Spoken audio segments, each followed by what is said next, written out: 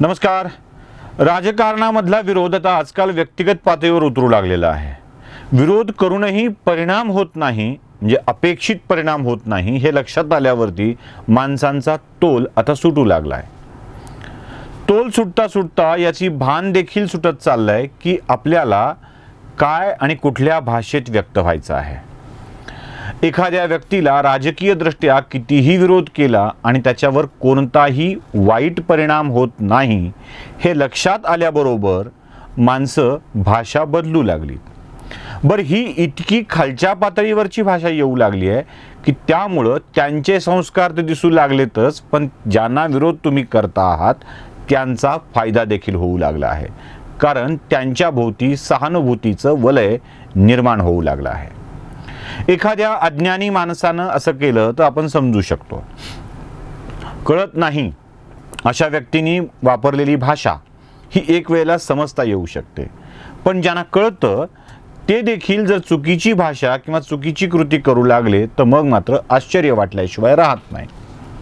चला, मी तुम्हाला काही उदाहरणं दाखवणार आहे. आपण जरा उदाहरणासहित ते स्पष्ट केलं पाहिजे. एक छायाचित्र तुम्ही बघताय जे एका महिलेनं ट्विट केलेलं आहे. या पुरोगामी महिला आहेत, विचारांना उदात्त आहेत, खूप मोठ्या विचारवंत आहेत असं म्हटलं जातं. त्यांनी काही फोटो ट्विट केलेत. पश्चिम बंगालमधला सोनागाछी एरिया आपल्या सगळ्यांना माहीत असेल. आता सोनागाछी काय आहे हे समजण्यासाठी तुम्हाला मुंबईतला रेड लाईट एरिया काय आहे हे समजून घ्यावं लागेल. ज्याला मुंबईतला काँग्रेस हाऊस काय आहे हे समजतं, ज्याला मुंबईतला ग्रँड रोडचा भाग काय आहे हे समजतं, त्याला मुंबईतला कामाठीपुरा ज्याला समजतो त्याला सोनागाछी काय आहे हे आपोआप समजून जाईल. सोनागाछी हा पश्चिम बंगालमधल्या वेश्यावस्ती सगळ्यात मोठी वेश्यावस्ती. आता इथे प्रचारामध्ये राजकारणी जाणं किंवा न जाणं हा काही मोठा भाग नाही आहे. तिथे नरेंद्र मोदी आणि अमित शहा प्रचारासाठी गेले असं या महिला सांगतायत. सोनागाछीमध्ये गेले तरी त्यात गैर काही असणार नाही. आपल्या राजकीय पक्षाचा प्रचार पंतप्रधानांनी आणि देशाच्या गृहमंत्र्यांनी वेश्यावस्तीत जाऊन केला तर त्यात वाईट ते काय आहे. पण तिथल्या प्रचाराला गेल्याच्या फोटो टाकताना जे क्रॉप केलंय ना, म्हणजे मुळात ते गेले की नाही, तिथे होते की नाही हा भाग वेगळा आहे, पण तिथे गेल्याचं दाखवण्यासाठी नरेंद्र मोदी आणि अमित शहांचे फोटो क्रॉप करून टाकण्यात आले. इकडून दोन वेश्या महिला बोलतायत आणि मधूनच पडदा सरकवून नरेंद्र मोदी बाहेर येत आहेत अशा स्वरूपाचा फोटो एक महिला ट्विट करते आहे. आता तुम्ही क्रॉप केलेला मूळ फोटो बघता आहात, म्हणजे क्रॉप केलेला जो फोटो आहे ज्या ट्विट केला आहे तो बघता आहात, आणि त्यानंतर तुम्हाला हा मूळ फोटो कसा आहे ते दाखवतोय. म्हणजे या दोन फोटोमधला फरक आणि केलेला बदल तुमच्या लक्षात येईल. अमित शहांच्या बाबतीतही या बोळातून येणारा एक फोटो टाकताना असाच शहाणपणा या बाईंनी केलेला आहे. अर्थात वृत्ती ज्याची ज्याची, इच्छा ज्याची त्याची, त्यानं ठरवायचं आहे की कसं करायचं. पण देशाचा पंतप्रधान आणि देशाचा गृहमंत्री या व्यक्तींच्या बाबत विधान करताना ते कसं करायला हवं याबाबतचं भान या महिलेला उरलेलं नाही आहे. चला, ही बाई फक्त शिकलेली आहे असं आपण गृहीत धरूया. आता दुसऱ्या महोदयांच्या विषयी आपण बोलू. हे वकील महोदय आहेत, कायद्याचे चांगले अभ्यासक, ज्यांच्याकडं कायद्याचे अभ्यासक वकील म्हणून बघण्याचा दृष्टिकोन देखील उत्तम आहे. म्हणजे आम्हाला अजूनही असीम सरोदे हे चांगले वकील आणि चांगले व्यक्ती वाटतात. पण अधूनमधून असीम सरोदेंची भाषा का ढासळते हे समजत नाही. असीम सरोदेंनी आपल्या ट्विटरवर जे जे काही लिहिलं आहे तेही तुमच्या समोर मांडतोय. सगळ्यात पहिल्यांदा तुम्ही ट्विट बघताय ते अनुपम खेर यांचं. अनुपम खेर यांनी एक उपहासात्मक ट्विट टाकलं होतं ज्यात राजकीय टीका केलेली नव्हती. त्यात ते म्हणत होते की देवालाही संभ्रम होतोय, मास्क घातलेल्या लोकांच्या पैकी न कुणाला उचलून न्यायचं, कुणाची वेळ जवळ आली आहे. त्यामुळे यमदूतांनी मास्क न घातलेल्या लोकांना उचलून नेलं आणि सांगितलं की देवा मला कळलंच नाही म्हणून मी मास्क न घातलेली लोक उचलून आणले. अर्थात हे विनोदी स्वरूपाचं ट्विट होतं मास्क घालण्याचं आवाहन करण्यासाठी. त्याखाली असीम सरोदेंनी केलेली टीका किंवा त्याखाली केलेलं ट्विट उत्तर हे फार महत्त्वाचं आहे. बघा ते काय म्हणतायत ते. त्यात त्यांनी अनुपम खेर यांचा उल्लेख टकलू भाई असा केलाय. त्याच्या पुढे पंतप्रधानांचा उल्लेख मूर्ख पंतप्रधान असा केलाय आणि अमित शहांचा जे देशाचे गृहमंत्री आहेत त्यांचा उल्लेख डाकू अमित शहा असा केलाय. म्हणजे कितपत तुम्ही एखाद्या व्यक्तीचा राजकीय विरोध करताना भाषा कोणत्या स्वरूपाची ठेवणार आहात? त्याला व्यक्तिगत अशी टीका टिप्पणी करणार आहात का? पंतप्रधान मूर्ख आहे, अमित शहा डाकू आहे, अनुपम खेर टकलू आहे, या ज्या भाषा वापरल्यात ना त्या फार वाईट आहेत. आता याच्या खाली एकाने पुरोगाम्यांची भाषा बघा अशी कमेंट केल्यानंतर पुन्हा असीम सरोदे तिथे आलेत आणि ते म्हणतात कसली रे भाषा.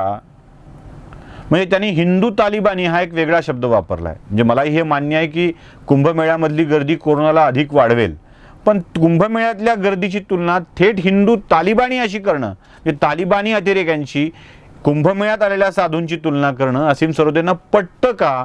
आणि यामुळं त्यांच्याविषयी आमचं सगळ्यांचं असलेलं मत किती बदलणार आहे याची जाणीव असीम सरोदेंना आहे का? आपण एक व्यक्ती म्हणून, एक कायद्याचे जाणकार म्हणून, एक चांगले वकील म्हणून आपण जर देशाच्या पंतप्रधानाविषयी, एका कलाकाराविषयी, देशाच्या गृहमंत्र्यांविषयी आणि एका धर्माच्या साधूविषयी अशी विधानं करणार असाल, असं बोलणार असाल, तर त्याविषयी अनेकांच्या मनामध्ये वाईट वाटणं स्वाभाविक आहे. आणि आणखी एक गोष्ट महत्त्वाची सांगतो, जेव्हा तुम्ही असा टोकाचा विरोध करत असता तेव्हा त्या टोकाच्या विरोधानंतर समर्थकांची बाजू अधिक भक्कम होत असते, ती त्याकडे अधिक जात असतात. आता हे कुणी काही बोललं, असं कुणी विरोध केला की त्याला देखील गोदी मीडिया, मोदी भक्त, मोदींचे पंटर असं म्हणून शिव्या घालायची सवय आली आहे. ह्या शिव्या घालण्यामुळं काठावरच्या माणसांना, मोदींचं थोडंफार कौतुक करणाऱ्या माणसांना आपण थेट मोदीच्या झोळीत नेऊन टाकतोय, याचं भान देखील या मोठ्या व्यक्तींना राहत नसावं का, हाच प्रश्न पडतो. चला जरा पुढे जाऊया. देशाचे एक मोठे नेते, राज्यातले मंत्री नितीन राऊत यांची जरा पद्धत बघा. नितीन राऊतांना सातत्यानं जातीवाचक विधानं करण्याची हौस आहे.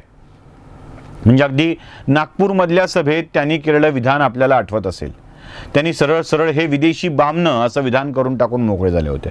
खरं तर नितीन राऊतांच्या विषयी बोलावं की नाही बोलावं हा प्रश्न आहे. म्हणजे त्या दोन किमान विचारवंत तरी आहेत. नितीन राऊत विचारवंत आहेत का हा देखील प्रश्न पडतो.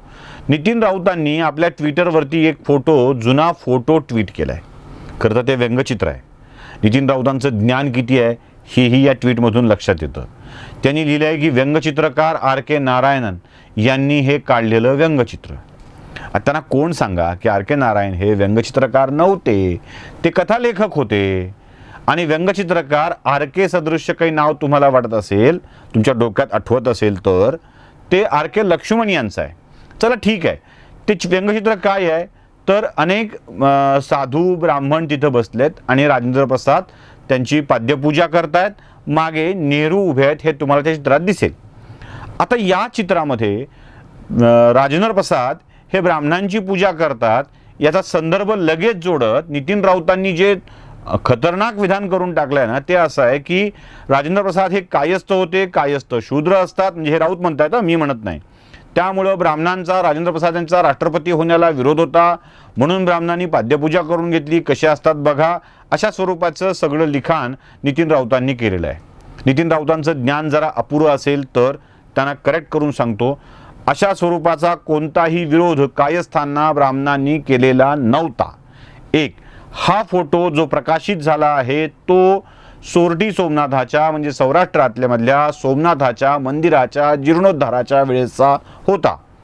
पंडित जवाहरलाल नेहरू त्यावेळेसचे पंतप्रधान यांचा सोमनाथ मंदिराच्या जीर्णोद्धाराच्या कार्यक्रमाला सरकारच्या वतीनं कोणीतरी जावं याला विरोध होता.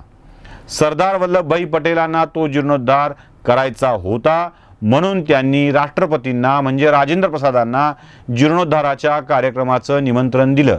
अगदी नेहरूंनी राजेंद्र प्रसादांना राष्ट्रपती म्हणून न जाता व्यक्तिगत पातळीवर जावं अशी सूचनाही केलेली होती.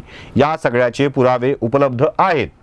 आता यानंतरही नेहरूंचा विरोध डावलून डॉक्टर राजेंद्र प्रसाद राष्ट्रपती या नात्यानं सोमनाथाच्या मंदिराचा जीर्णोद्धाराची पूजा करण्यासाठी गेले होते आणि तिथे जाऊन त्यांनी जीर्णोद्धाराची पूजा केली होती. आता या पूजेसाठी नेहरूंची नाराजी राजेंद्र प्रसादांवर ओरडलेली होती आणि त्याच हेतूनी ते व्यंगचित्र काढण्यात आलं होतं. आता त्या व्यंगचित्राचा उपयोग आता अनेक वर्षानंतर जर नितीन राऊत करणार असतील तर नितीन राऊतांची बुद्धी कोणत्या स्तरावरची आहे हे तुमच्या लक्षात येईल. आपण केवळ नेते आहोत, आपल्याला वेगळं काही मांडता येतं हे दाखवण्याच्या नादामध्ये एखाद्या समाजाला, एखाद्या जाती घटकाला, एखाद्या धर्माला इतक्या टोकापर्यंत बदनाम करण्याची ही वृत्ती समाजामध्ये एक मोठी तेढ पसरवती आहे, याची जाणीवच या नितीन राऊत सारख्या माणसांना उरलेली नाही आहे. आणि म्हणूनच हे तीनही विषय आपल्यासमोर मांडण्यासाठी आलेलो आहे. अशा स्वरूपाची विधानं करणारी, अशा स्वरूपाची समाज माध्यमावर टाकणारी मंडळी सावध झाली तर बरं होईल. सावध यासाठी म्हणतोय, म्हणजे ही धमकी नाही आहे, त्यांना इशारा देतोय की सावध झालात तर बरं होईल. सावध यासाठी की तुमच्या या कृतीमुळं एक विशिष्ट वर्ग मोदींच्या प्रचंड जवळ जातो आहे, समर्थक होतो आहे आणि तो मोदींच्या मागे भक्कमपणे उभा राहतो आहे. अर्थात तुम्ही ज्या विचारधारेच्या भक्कमपणे पाठीशी उभे आहात, स्वतःला तटस्थ आणि त्रयस्थ म्हणत, म्हणजे तुमची एक डावी बिवी जी काय असते ती खाण्याची धुण्याच्या बाजूची विचारधारा असेल, ती तुमची विचारधारा असेल, त्या विचारधारेला जसे तुम्ही भक्कमपणे आहात तसं त्याचा पराभव होतोय म्हणून तुम्ही करत असलेली टीका तुमच्या विचारधारेचा अधिकाधिक पराभव करते आहे. एवढं लक्षात आलं आणि असे विषय टाळले तरीही पुरेसं होईल. तूर्तास इतकंच. पुन्हा कोणी बोललं तर आपण बोलण्यासाठी येणारच आहोत. नमस्कार.